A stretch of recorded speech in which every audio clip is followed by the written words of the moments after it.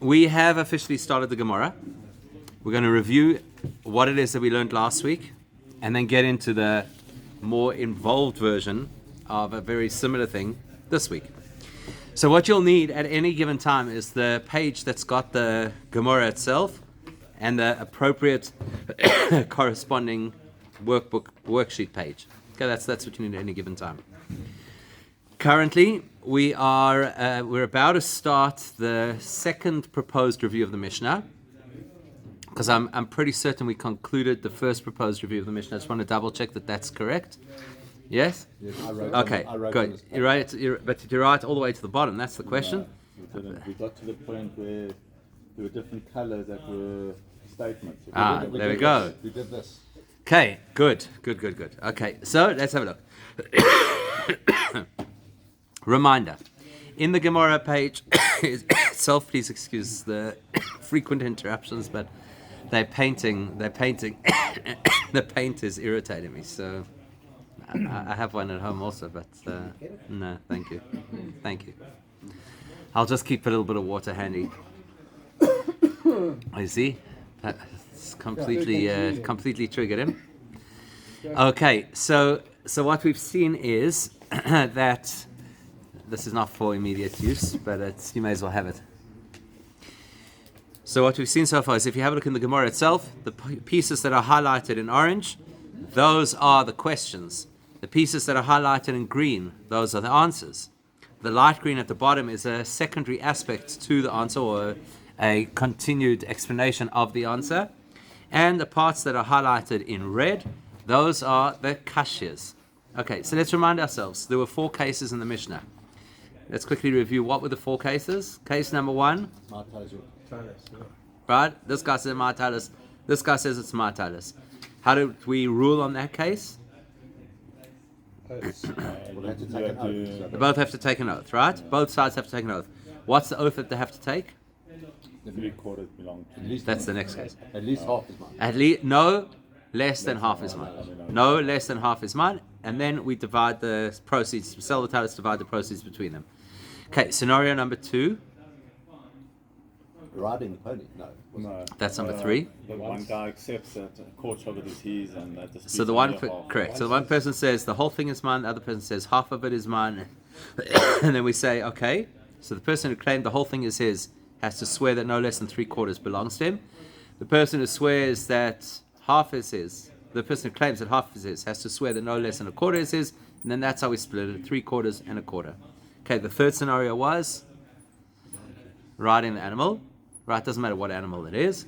And what we learned out of that is that riding and leading an animal is essentially the same thing. Because if 2 are riding, or one's riding and one's leading, and they each claim the animal, we split the animal between them. What was the final scenario? That it can be settled without going to... Correct. That there's a way to come to a settlement without an oath. And there are 2 possibilities of how that could happen. What are the 2 possibilities? If they are witnesses, correct. If they are witnesses, or if they both acknowledge that actually we only deserve half. Great. What was the question that the Gemorah had? What about the witnesses? No. How to transfer ownership? No, that was our conversation we had. We had a conversation around ownership as part of the thing. But what was the Gemorah's question? What is the chief, or what do we... I don't know.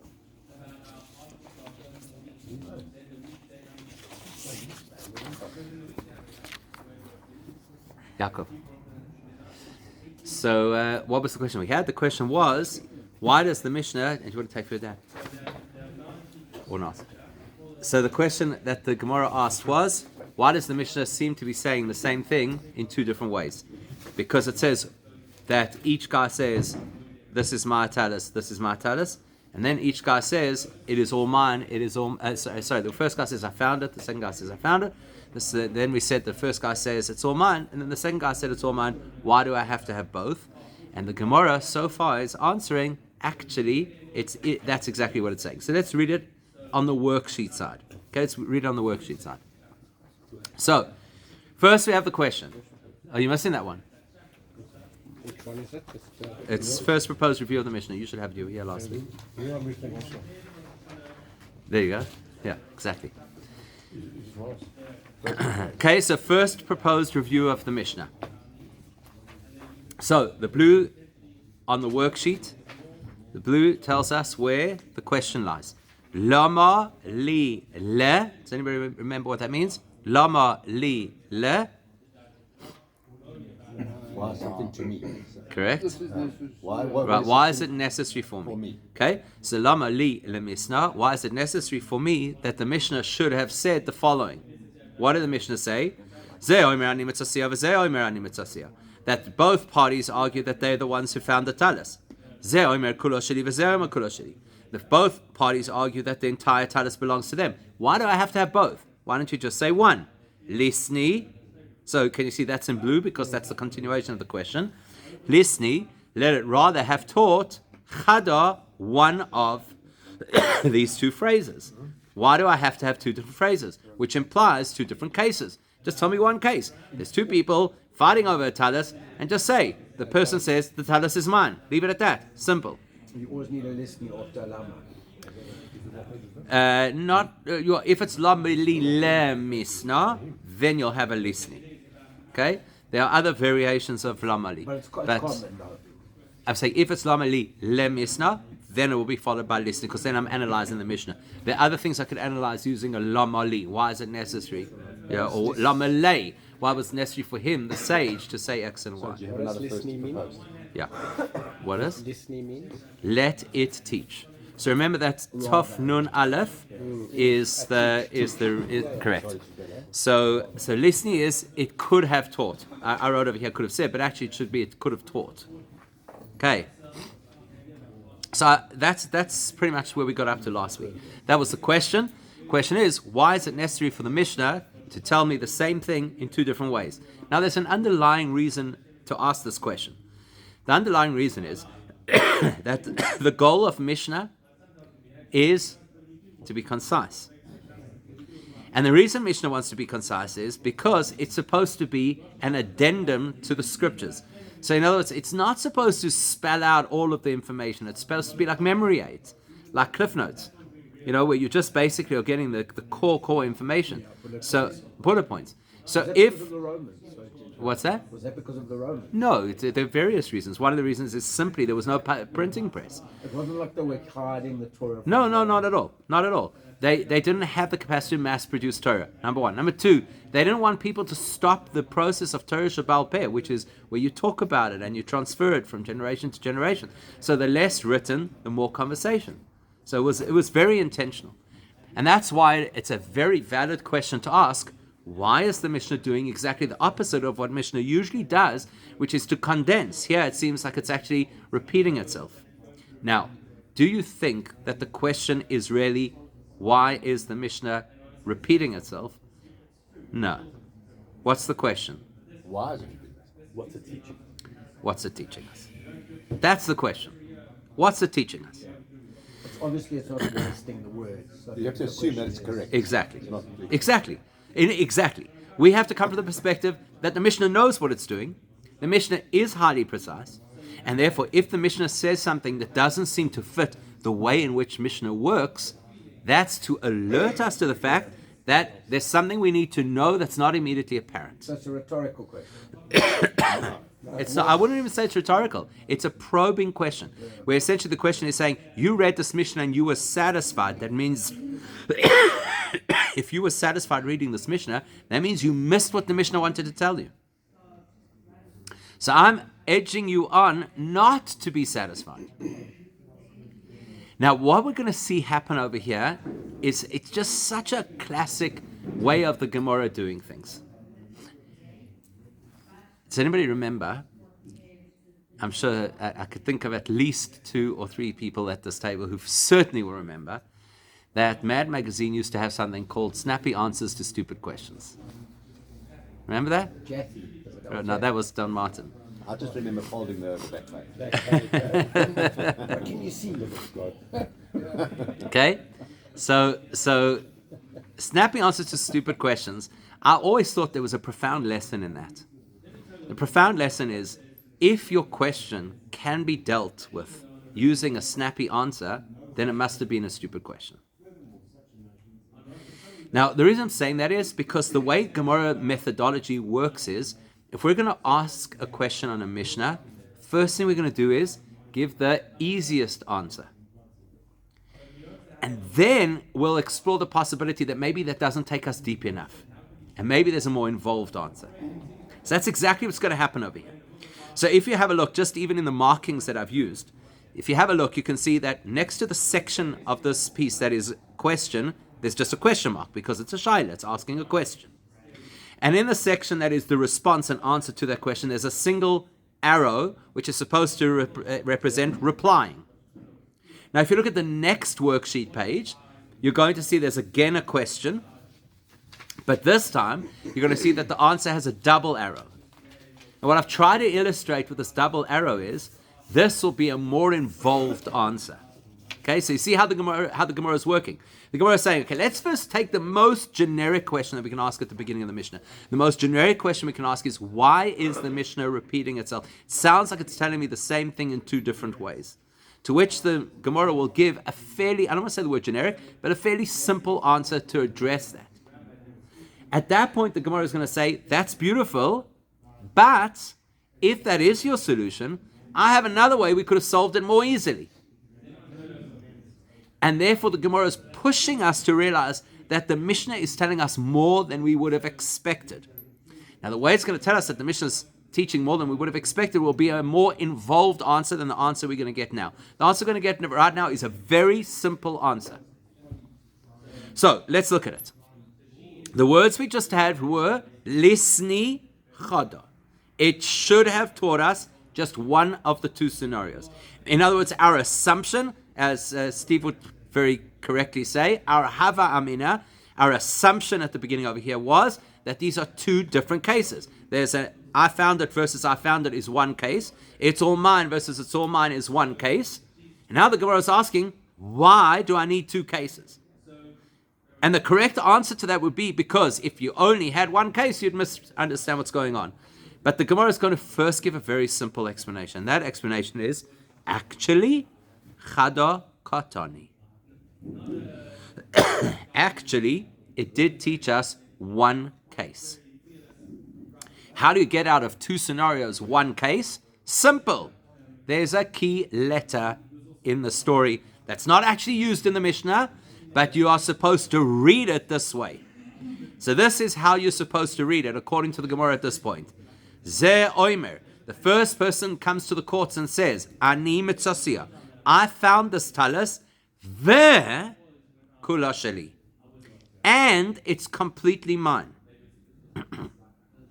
But it's joint. One second. Ve ze oimer. And the other person says, Ani mitzasia. I found the talus, ve kula sheli. And it's completely mine. What was your question? It's joined the two sentences. It's joined the two sentences together. Exactly. And that's why I'm calling it a simple answer. It's a simple answer which basically says, you thought these were two different scenarios. It's a scenario in two acts. Guy comes in front of the court, he says, I found the talus. The other guy says, I found the talus.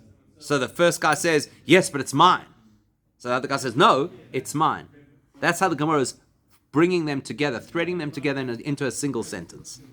Simple answer. Simple answer. It's not talking about two scenarios. It's talking about one scenario. It doesn't fully answer the question because you can still be saying, as the Gemara is about to say, I still don't get it. Still don't see why you have to say both. I'm going to get to that question in a second. But before we do that, It's just answering your question. You thought it was two scenarios. It's actually one. To say actually it's one. Actually, it's one. Correct. So the first thing that we've done at this point is we've created clarity that the Mishnah is talking about a single scenario between two people that has to do with a claim of over finding a When you say talus. single scenario, one says, I found it and it's mine. The other one, that's one. That's one scenario. Correct. Okay? Now, let's just unpack that for a second. Why do you think a person would say that? Why do you think the person would say, I found it, and then say it's mine? So Right? it's all mine. Oh, it's all mine. What happens if he lost it? If he lost it, he would never say I found it. He would say it was mine. And I lost it. Right? He'd actually spell that out. And then the courts would say very simply, prove that. Well, why would you say, and it's mine? I found it. Means it's automatically.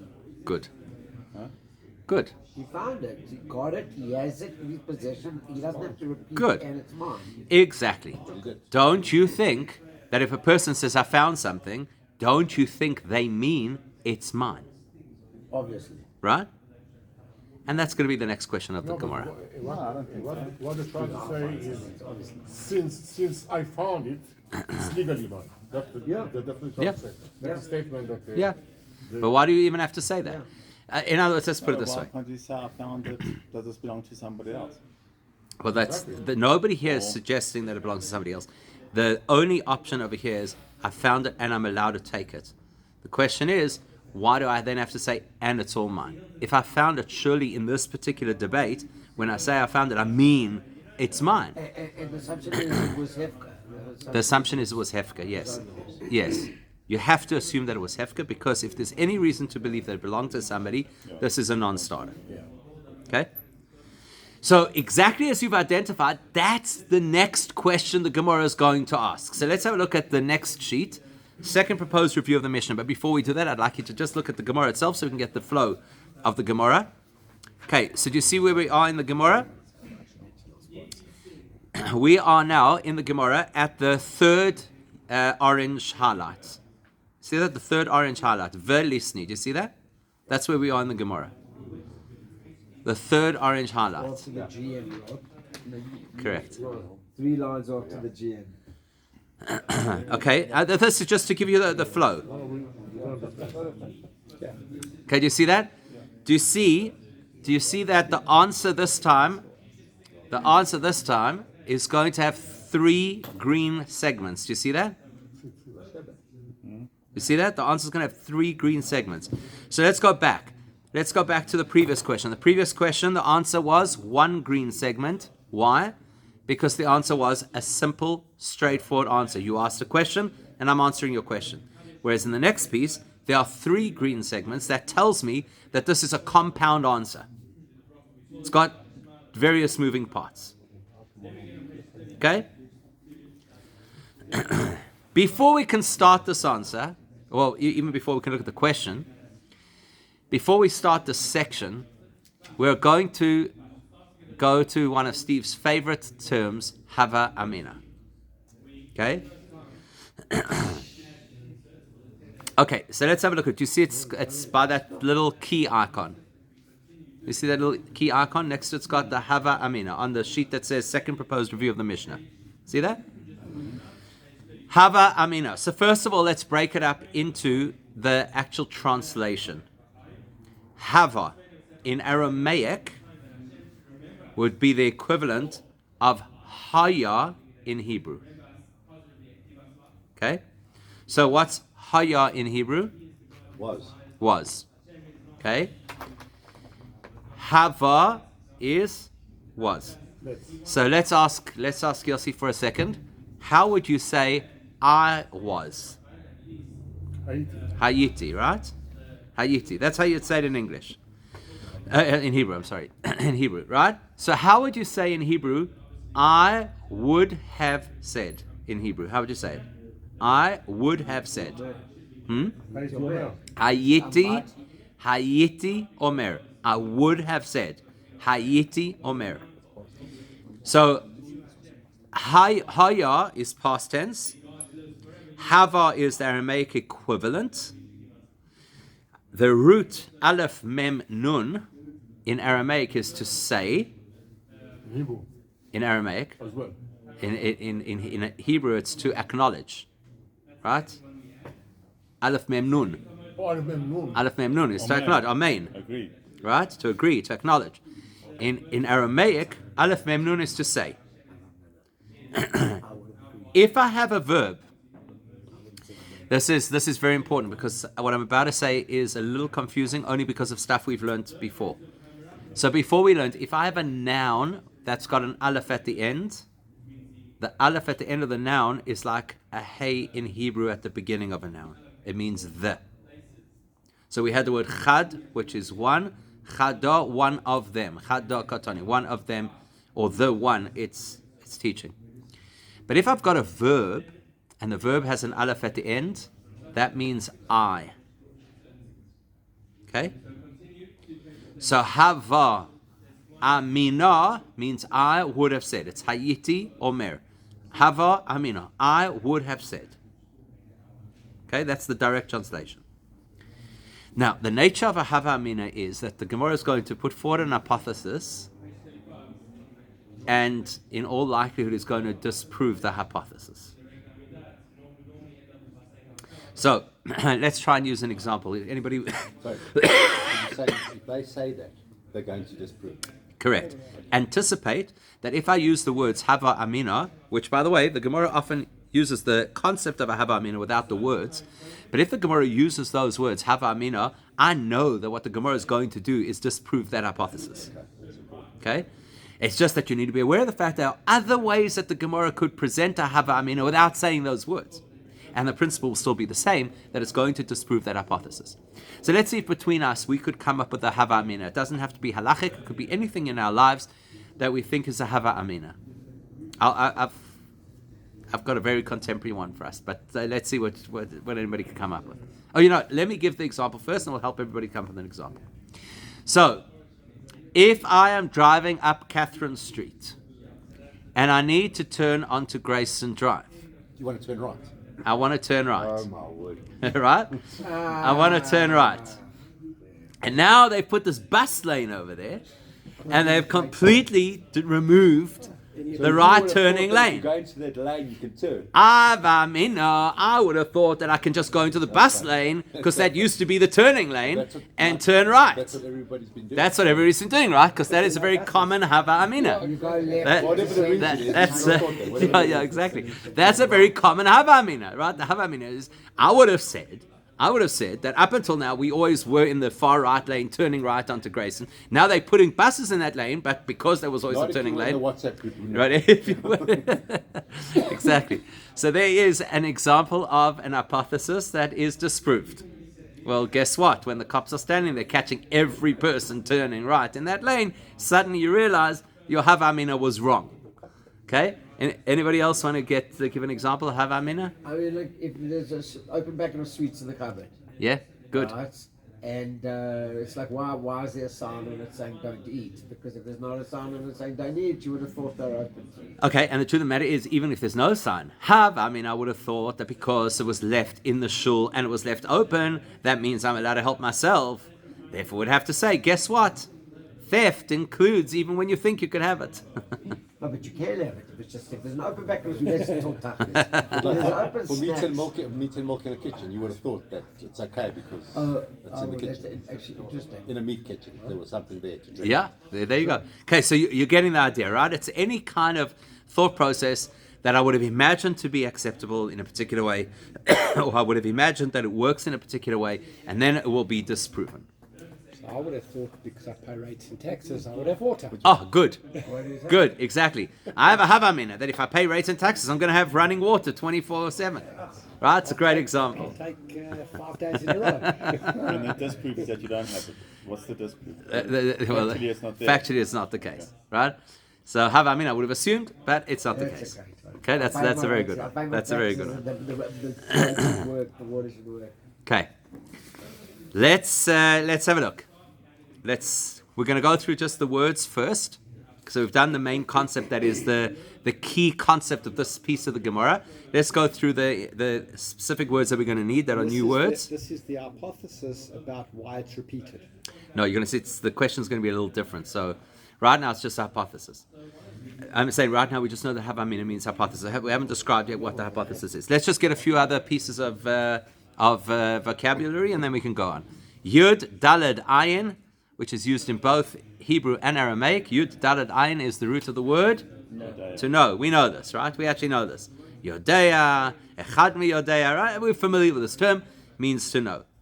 The next word is an Aramaic word. There is no value in getting a root for it per se, and that is the word E. Luckily for us, correct. In Hebrew it's different. In Hebrew it's a negative word. It implies inability or illegality, right? Whereas in Aramaic we're lucky because we speak English, and E is if. So it's like just add the F and you kind of know what word it is. E means if. Now, when the Gemara is going to use the word E, typically it is part of this kind of construction. If da da da, then I have amina, I would have thought da da da. Okay? So if the Mishnah had said something different to what it said, that would have given me the have amina, that would have been problematic. So that's why the Mishnah said things the way it did. In other words, you're looking at the Mishnah and saying, yo, you could have said this in a more simple way. So the Gemara says, well, if it took your advice and did the more simple way, it would create other problems. Okay? Next word is a word we're familiar with as well. Reish, Aleph, Hey, Hebrew word, means to see. Right, like the parasha we just did this last week. Re'eh, Parashas Re'eh, Ro'eh. Right, we know the word. Next. Now, if you had to put this one into Google Translate, it would be very funny, I'm sure. Af al gav. If you had to translate that directly in the most literal way possible, what is it? Your Af, nose is on the gun. your nose is on the... What's a gav? What's a gav? Back. Okay. Af al gav, nose on back. Right? Af al pi, nose on mouth. Right? They both mean the same thing. Af al pi and af al gav mean the same thing, even though. Okay, even though. The next word is a very important word for us. Very important word. Be'alma. Be'alma. Can you see a root in that? Olam. Olam. What does olam mean? World. What's be? Be is not in. Right? Be is in. And what is an aleph at the end of a noun? The. In the world. What does that mean, in the world? In this world today. In the world is a term that we use in Gemorah to represent generically. In the world, at large, generally, generically. This is how it is. Okay? Now, this term Ba'alma can appear in different forms, in different places in the Gemara, but it will always mean generically. So, for example, sometimes the Gemara will say, Be'alma, generally, when it says da-da-da, it means this and that. But this case is different. In our case, we're going to say, what's that? Aramaic. Absolutely. Correct. What's that? It's similar to Bichlal.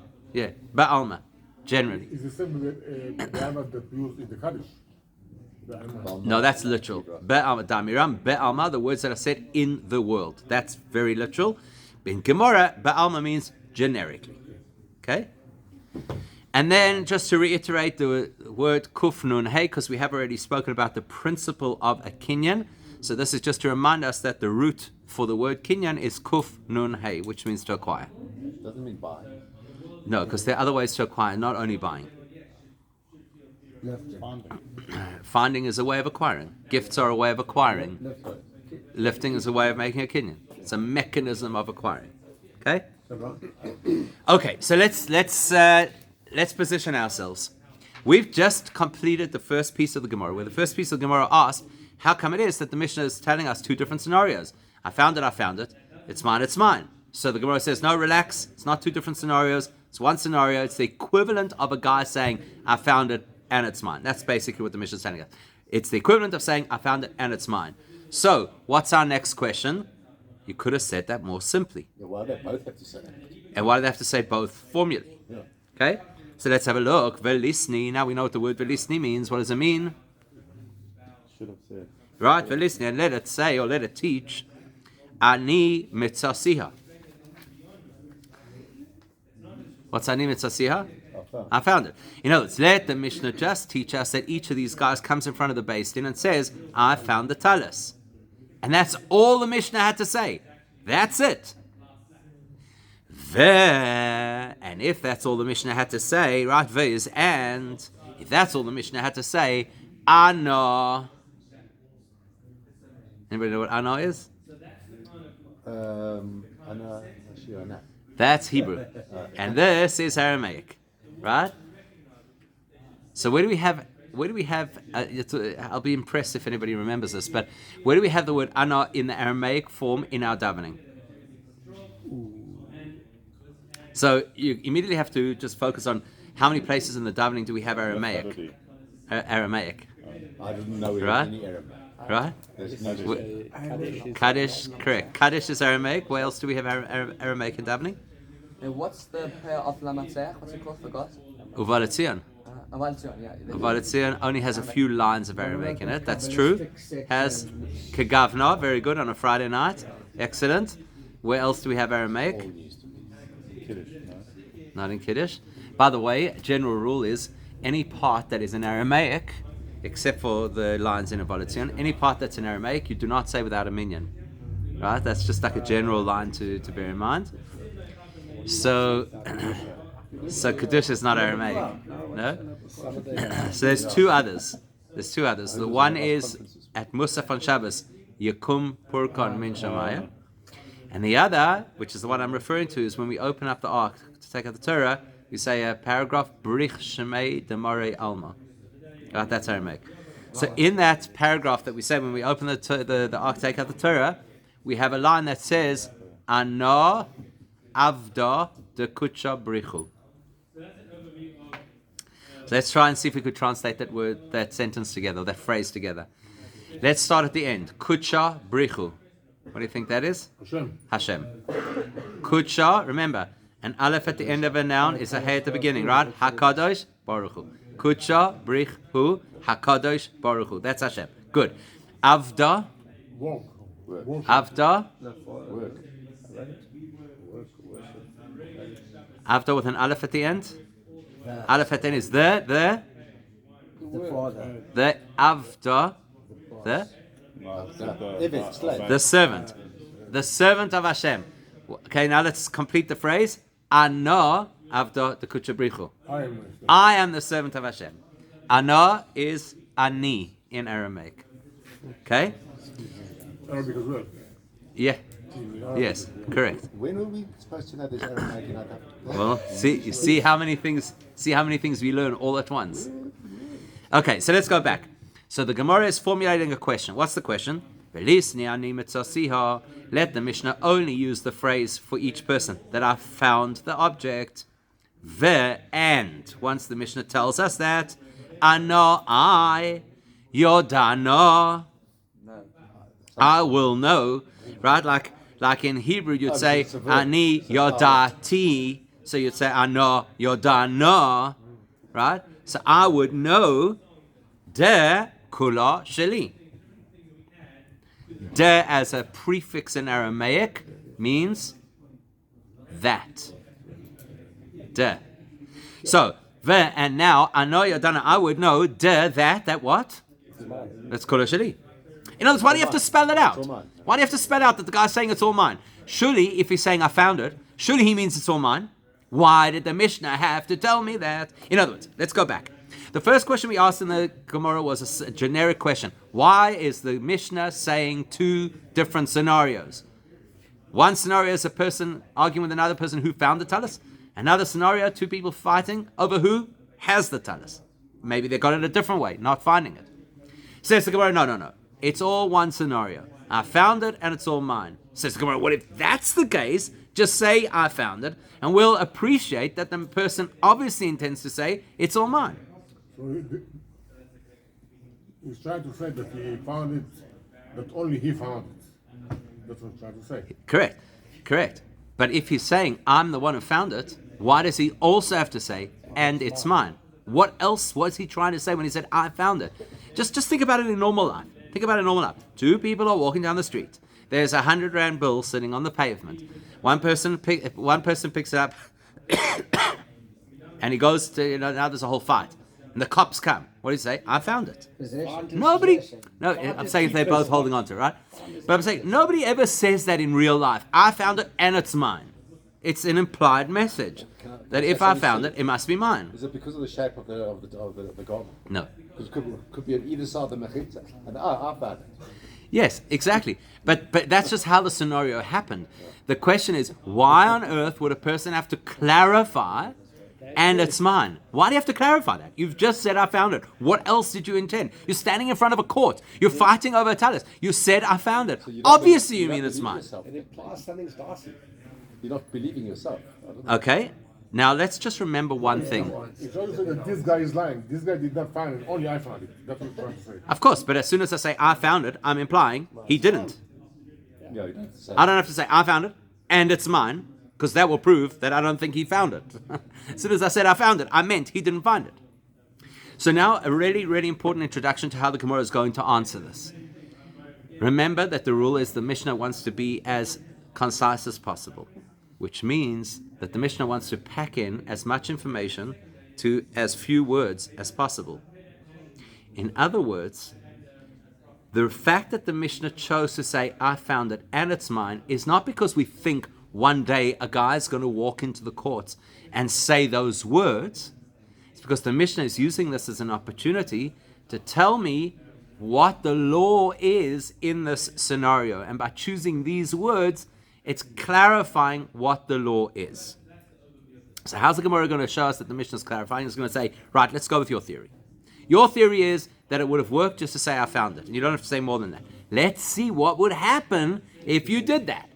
Let's test that hypothesis. If it works, you've got a good claim against the Mishnah. But we might be able to show you that it's going to be a problem. Why? Not a problem in terms of what the guy said when he's in court. A problem in how the Mishnah would be teaching the law. Remember, the Mishnah has to give us a very clear version of the law. So let's see. Answers the Gemara. As you can see, this answer is constructed out of 3 parts. If, Hava Amina, I would have thought, and actually this blue would have fitted better at the word Tana below. Sorry, that was a bit of a mistake. That blue belongs at the right. Therefore, Tana, therefore it said things the way that it said it. Okay? Okay, so because remember, it's a compound answer. We have to explain what's going on over here. So let's first go through it, just do translation, and then we'll explain it. Okay, so E is if. Tana. What? If it taught. E Tana. Had it taught, as you're suggesting. Had it taught, as you're suggesting. Ani mitzasiya, that each one only claims I found it. Hava amina. Sorry, if it taught? If the Mishnah had taught only ani mitzasiya, that the claim of each person was only I found it, without those words, kula sheli, it's all mine. In that case, hava amina, I would have. Well, the direct translation is said, right? Now, I'd always recommend that when you say the word hava amina, you put parenthetically incorrectly. I would have parenthetically incorrectly said or thought, right? I would have incorrectly said. Okay? So, again, we're just doing translation now, and then we'll put the logic of it together. My. Anybody know what my is? My sounds very, very similar to the Hebrew. It's me. What? What? My what mitzasiha? What is mitzasiha? What has been? No. What is mitzasiha? What What does it mean to find is something? finding? Correct. What is finding? Re'isiha. See. Seeing. So let's put it into the direct translation. Direct translation. My, what does it mean? Mitzasiha, I found it. It means re'isiha, I saw it. That's different. Because you think finding I picked it up. Right? You think finding I picked it. Exactly. And that would imply af al gav. Sorry, it's Re'isiha, I saw it. Re'isiha, I saw it. finding, it means I saw it. Correct. Oh, okay. Okay? So af al gav, even though, what's the prefix de? What's the prefix de in Aramaic? You said that? That. Yeah. Right? Af al gav, even though de, that, lo. Even though Law is. law, no. Lo is not. Yeah. Right? Exactly as in Hebrew. It's just in Hebrew it's loy and here it's lo. Okay? De loy, that not. Asoi. Oh, that's weird. I was sure I put that word in the vocab. I guess I didn't. Okay, anyway. Asoi. Not you. Okay. These Arabs at the end of the word. Okay, this is not going to help because I didn't put the word in the list. So asoi comes from the word asa, which means to come in Aramaic. So af al gav, even though de lo asoi, that it did not come, li day. Okay, so what's the word yad? Hand. What's a lamed at the beginning of a word? Two. He didn't pick it up. Day, the yud hey at the end is Aramaic for his. So even though it didn't come to his hand, which means even though he didn't pick it up, He still saw it. B. What's B? In. To, in, or? With. Thank you. B. With. Re'iyah. Sight. Be're'iyah. With sight. Be'olma. That sounds familiar. In the world. Yeah. Generally. Generically with sight. In general. Koni. You acquire. So you see it to acquire. All you need, generally Correct. speaking, Is to see it. Okay? So even though it So even though it did not come to his hand, Be're'iyah ba'alma, just simply generically through sight, Kone, he would have acquired. This is the Havamina, though. The whole thing is the Havamina. Correct? Up until here's the Havamina. Tano. Correct, and I'm going to add a word. Therefore it taught. Tano, therefore it taught.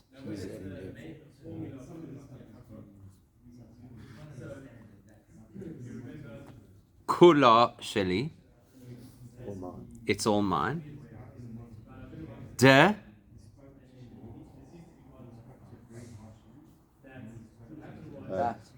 That. Be.